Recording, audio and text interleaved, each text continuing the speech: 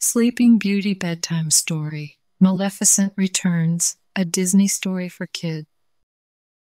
Today we have a book named Sleeping Beauty Bedtime Story, Maleficent Returns, a Disney story for kids. I think they're so pretty. I hope you guys really enjoy it. I love it.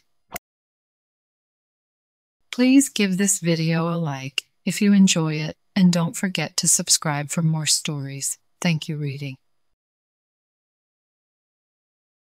So, here we go.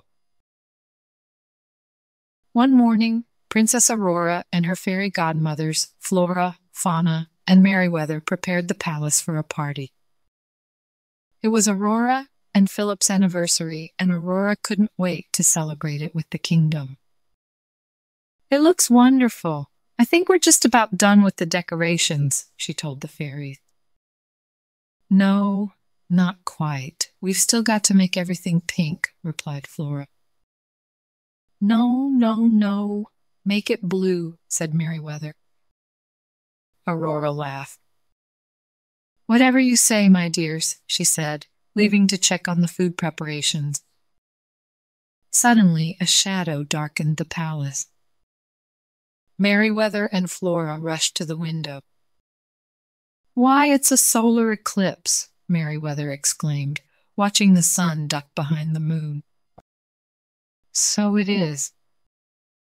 During solar eclipses, magic works in the most mysterious ways," Flora said. "And sometimes even scary ways," Merryweather said with a shudder. "Oh, I wouldn't worry coming up behind them. With Maleficent gone, we have nothing to fear," Fauna replied. At that very moment, the darkness from the eclipse fell over Maleficent's castle.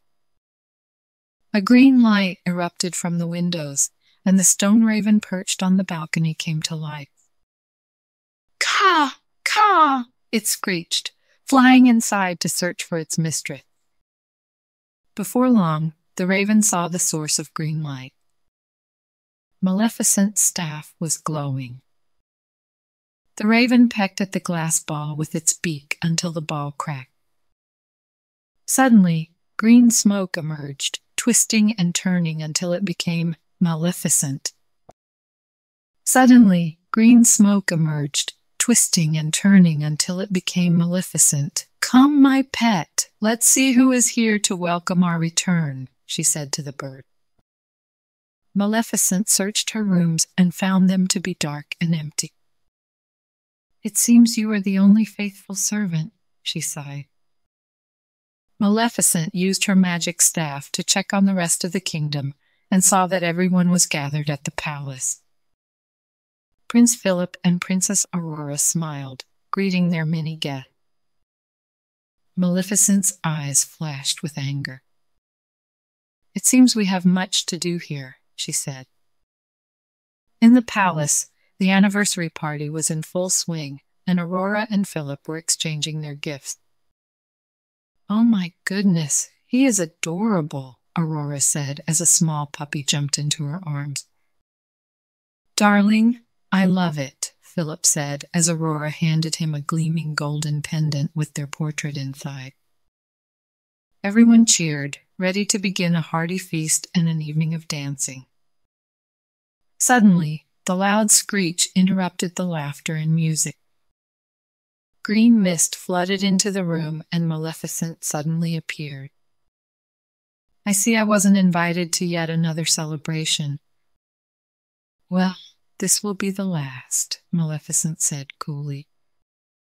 Maleficent raised her staff, fire and ice, moon and sun, turned skin and bone into cold, hard stone, she bellowed. The green mist surrounded Philip, the fairies, and the guests. They instantly turned into statues.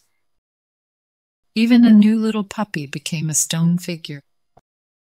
Aurora cried out in horror.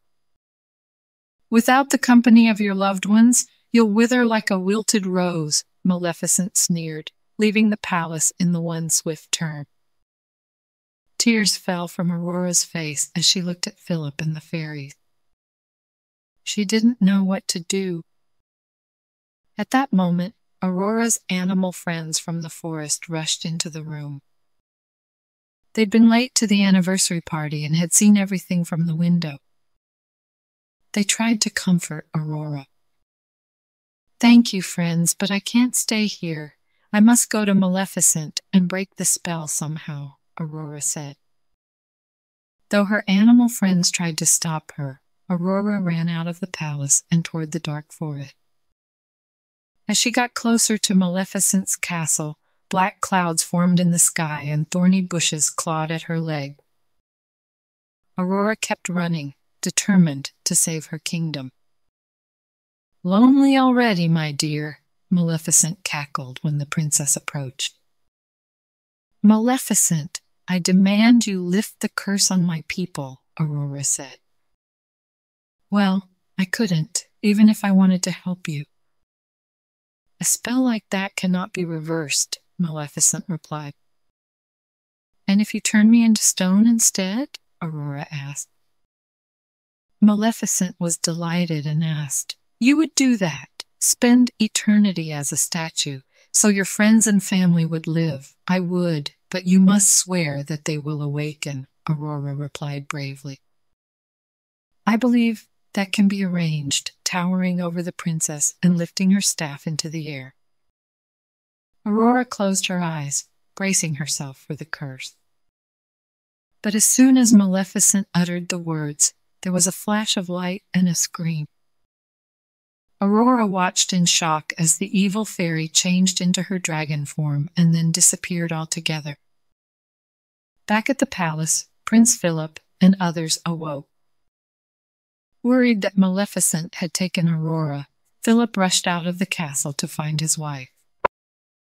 "Wait for us," the three fairies called as they flew behind him.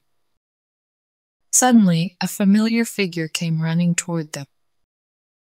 "Aurora, are you all right? What happened?" Philip cried. As Aurora explained everything, Flora smiled at her and said, "Your selflessness reversed Maleficent's spell and rid the world of her once again. Remember, love is the strongest kind of magic." The group headed back to the palace. Soon everyone knew how Maleficent had been defeated, and the kingdom cheered for their princess's bravery. They resumed the party and continued the festivities late in the night, celebrating their courageous and noble leaders and their love for one another. The end. Good job, friends. Thank you so much for reading with me. Bye, I'll see you next time.